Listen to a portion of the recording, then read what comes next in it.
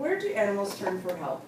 We have all seen the images on TV of poor starving animals and the stories of the local humane society rescuing dogs from puppy mills and malnourished horses from farms. The Humane Society provides on a national and local scale assistance to domestic, farm, and wild animals. Being the owner of 2 dogs, I have worked closely with the Humane Society to establish health care, training, and an overall understanding of their needs. At the end of my speech, you will understand who the Humane Society is, how they work to prevent animal cruelty, provide training and education to owners, aid in a crisis, and provide shelter to displaced domestic, farm, and wildlife animals. According to the Humane Society of the United States, they are the largest, most effective animal protection nonprofit organization. They were founded in 1954, and they help to create new and better laws to stop the hunting of exotic animals, the clubbing of baby seals for fur trades, and the prevention of making chimpanzees pets. Our local Humane Society chapter is the 5th largest in the nation, and it provides a safe harbor for unwanted pets, for victims of cruelty, as well as violent and aggressive animals. According to their website, due to the work and education of the community, they have not had to euthanize a well-behaved dog due to lack of space since 2010. According to the Humane Society, as of 2011, 1,880 cases of animal cruelty were reported in the media. 64% were dogs, 18% were cats, 25% were other animals. On May 7th of 2014, a story in the Daily Edge reported a man in New York City who was filmed kicking this poor defenseless kitten in the park. He now faces up to a year in prison if he is convicted. In 2012, the World Herald reported on the rescue of 9 starving horses from a 100-acre farm in Boone County, Nebraska. They were 5 Arabian cross horses and 4 quarter horses. There are several different types of animal cruelty: leaving dogs in hot cars, the beating of dogs and cats, starvation of horses, dog fighting, poor farm conditions, and puppy mills. The Humane Society works tirelessly to pass new and tougher laws with Congress. They work to educate the public on dog fighting, how to recognize it, and how to prevent it.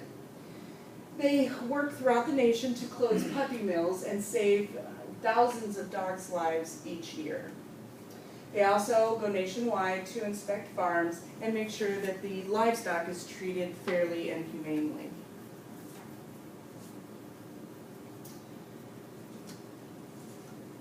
In an effort to prevent animal cruelty, the Humane Society offers several different types of training for pets.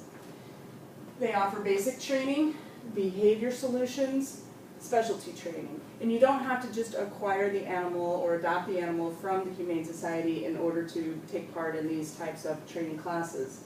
They also have a unique class where they train humans that have recently adopted or acquired a new animal on what to expect and how to care for this type of animal they've adopted or brought into their home.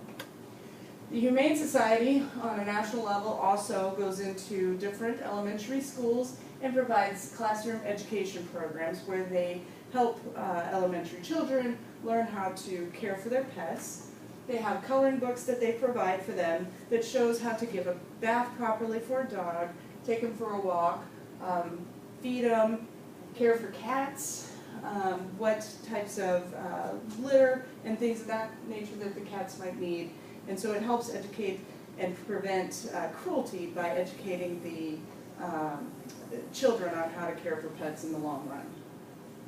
The Humane Society also have numerous events and conferences in the community to bring awareness of adoption of animals in the shelters. Most of us think that the Humane Society only helps with providing shelter to animals, but did you know that they also help during major and minor crises? Hurricane Katrina left thousands of people homeless and even more animals abandoned. The Humane Society of the United States and the ASPCA joined forces to help these pets find permanent homes or foster homes until they could be reunited with their families.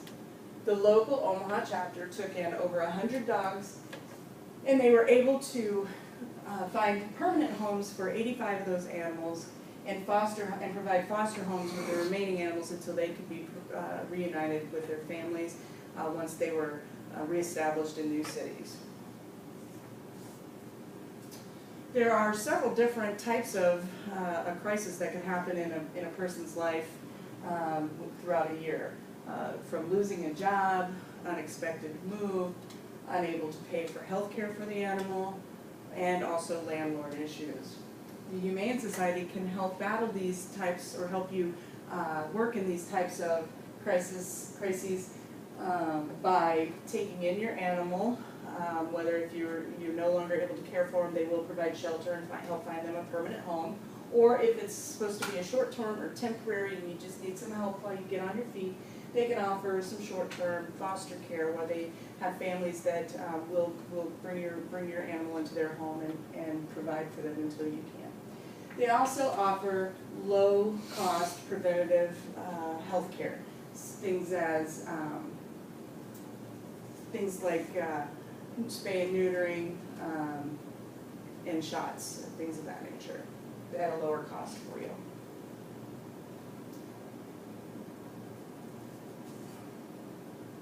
Have you ever seen stray dogs and cats on the street? 6 to 8 million pets end up in shelters each year. When they are in there, the Humane Society will spay and neuter the animal. They will provide them with their vaccinations. They will microchip the animal, which means if you do adopt an animal from the Humane Society and you lose the pet, they can be found if they're taken into the Humane Society or taken into a veterinarian clinic, they can be scanned and your information will pop up so you can be reunited with your animal. They also spend time to do behavior analysis on animals so that they know that they'll be a good fit in your home. There's no behavioral issues or things that you would be unaware of prior to taking them home. They're able to tell you everything about the dog because they've analyzed it for a couple of weeks. If you're interested in adopting an animal from the shelter, you can either visit their website where they have lots of pictures of different dogs and cats, birds, and livestock that you would be able to adopt from them. You can also go and tour the shelter. Be sure and ask all the volunteers that work there any questions that you might have on how to provide for an animal that you're thinking of adopting, any behavior issues that they might have seen throughout the process. They'll give you a chart of their vaccinations that they've had. Anything pertinent information that they think you need to know will come with the dog. If the Humane Society also doesn't just provide care for dogs and cats, you can find birds, horses, rats, mice, guinea pigs, and even livestock for adoption through the Humane Society. In conclusion, the Humane Society does not only shelter animals, it works tirelessly to protect them from cruelty, educate the public, and aid in a crisis. The organization, simply put, is leading the way to a better future for all animals.